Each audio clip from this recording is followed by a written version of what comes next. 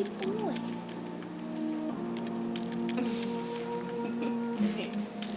I just am a sweet boy.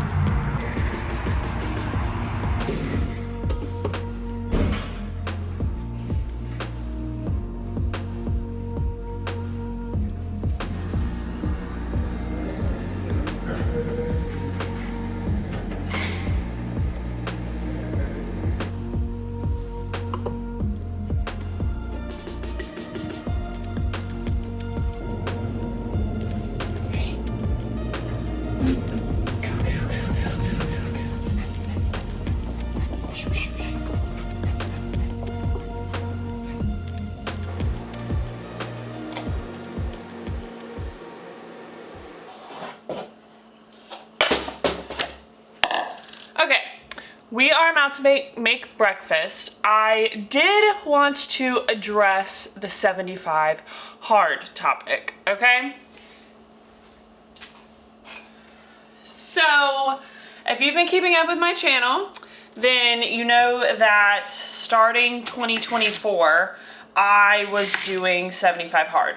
My intention was to go from the first of the year to mid-March, right when my friends were gonna get here for St. Patrick's Day. It was gonna be like perfect timing, all of that. If you were also watching my channel, then you know that I got insanely sick at the very beginning of February. I had a case of the flu, and I haven't had the flu since I was like a kid. And that sickness wiped me out for a solid 2 weeks. Like, I was so sick. It was the most uncomfortable I've been in years, probably honestly since my very first bout of COVID in 2020. So needless to say, when I was sick for those 2 weeks, 75 hard went out the freaking window. It was really, really cold for one. Like, there was no me going to the gym. One, because I had no energy. Two, because I would have infected the entire city of Chicago. There was no me doing a workout outside because it was freezing and I had body chills for a week straight. I did not keep up with my diet because, one, I barely had an appetite and my throat hurt so bad that a lot of what I ate was like soups, or I ate a lot of ice cream because I was sick and I wanted to feel better. So diet was out the window. I didn't want to read. I literally slept for all day, pretty much, for a week straight. And then it took me a solid week after that to like get my strength back. So needless to say, 75 hard went out the window, and picking it up after that just I didn't want to. I didn't want to pick it up after that. I just wanted to feel better. I wanted to get back into my routine. Even once I started to feel better, like it took me a couple days to like get myself back in the gym and like get myself wanting to go back to the gym. It just was like, the beginning of February was a lot. It was weird. I didn't feel my best. I didn't look my best. I didn't do my best. Like it just wasn't my best. So I let myself off the hook, and I guess you could say I did a 30 hard because I did do the entire month of January. I stuck to the plan to a T the entire month of January, but yeah, it fell off when I got sick in February, and that is what it is. I will say though that I have kept up pretty much all of the 75 hard like rules except for 2 of them. So well, really just except for one of them. So I still work out every morning, and I don't think of it as me doing 2 workouts a day, but I walk Louie outside every single day, especially now that it's getting warmer. I take him on a meaningful walk every day. So I get outside for 45 minutes a day and I do my workout every single day. I read every day. I've gotten really into fantasy novels, and we're gonna talk about that in a few minutes, but I read every single day. I drink my water every single day. What are the other ones? The diet of my choice is where I fall apart. So for the most part, I eat really, really healthy. If you were keeping up with my 75 hard journey, then you know that really my main objective diet-wise was not to like start a diet or anything like that. It was to cut out refined sugars and keep sugars out of my diet the whole time I was doing 75 hard. And y'all, this continues to be my absolute greatest weakness. I have a sugar addiction. Straight up, I have a sugar addiction.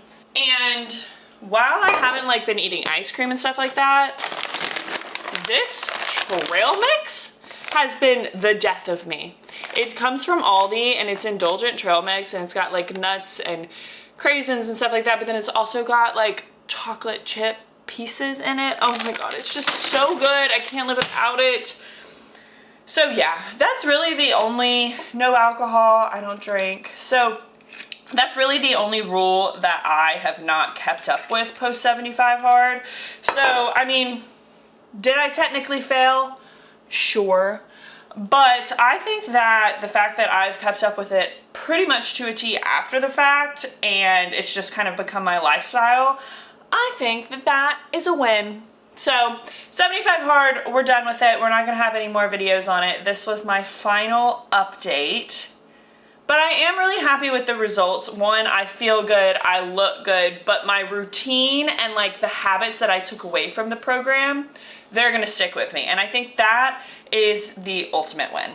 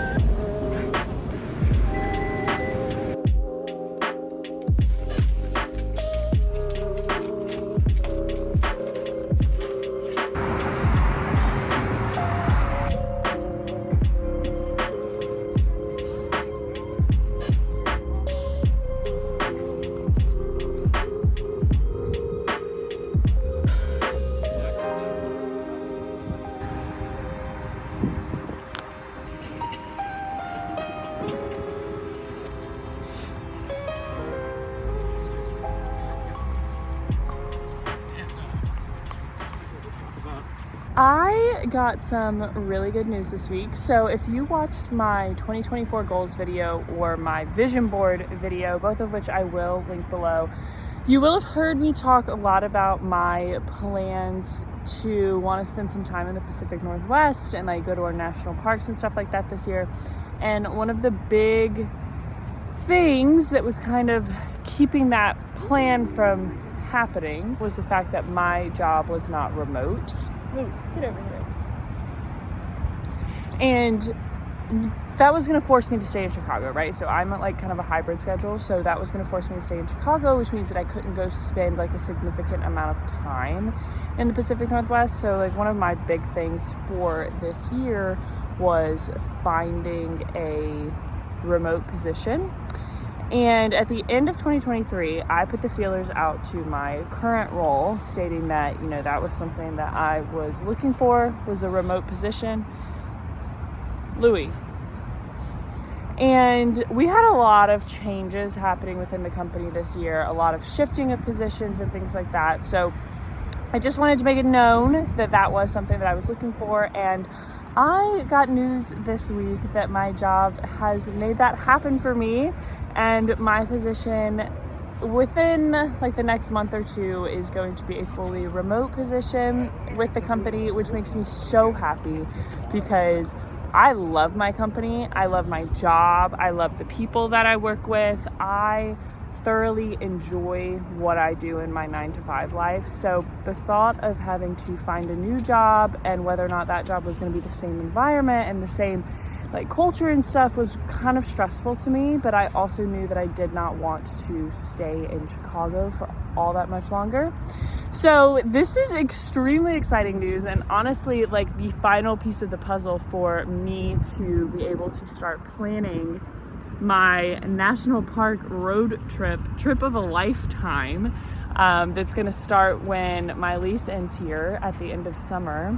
And I'm so freaking excited.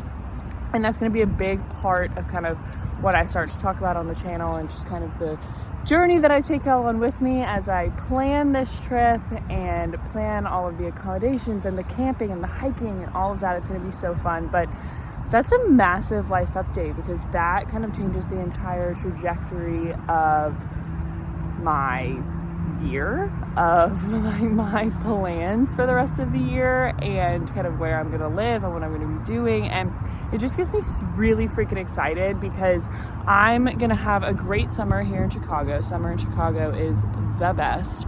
And then I'm going to be able to move on and do something else that I've always wanted to do. And it really, really, really makes me excited. So hopefully all goes as planned. And I am going to take y'all on that journey with me as I kind of try to figure out all of the scheduling and logistics and all of that fun stuff. But I'm so freaking excited. This week at work was really stressful because I was starting on a new team and I just had so much new to learn, and it was a lot. But with that opportunity also comes the opportunity in my personal life for me to be able to go and do this trip that I have been dreaming of for forever. So I just feel really, really blessed in that department.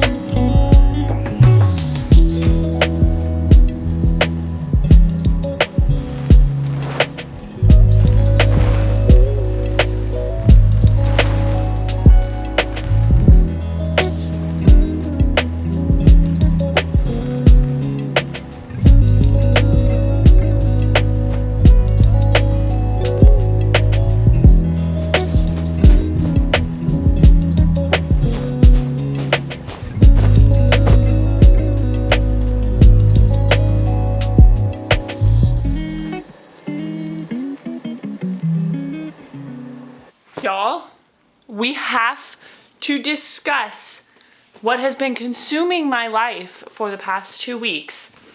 and that is the ACOTAR series. The A Court of Thorns and Roses series by Sarah J. Maas. Oh my God. I read all 5 books in 18 days. It consumed me. I've never been like a huge fantasy reader, but I'm super into it now. And I guess I'm super into like romantasy. So like I'm a big smut girl. I love a smutty book. I love an action-packed book. I love a thriller book. I love a romance book.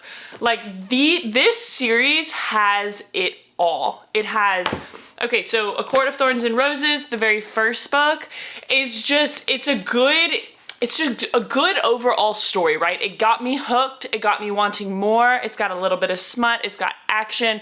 It's got some romance. Like it's got a little bit of everything. So it kind of gives you a taste of what you're going to get like throughout the whole series.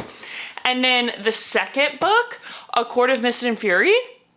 Oh my God. This just like the romance. The romance in this book is so good. Like the story is just phenomenal.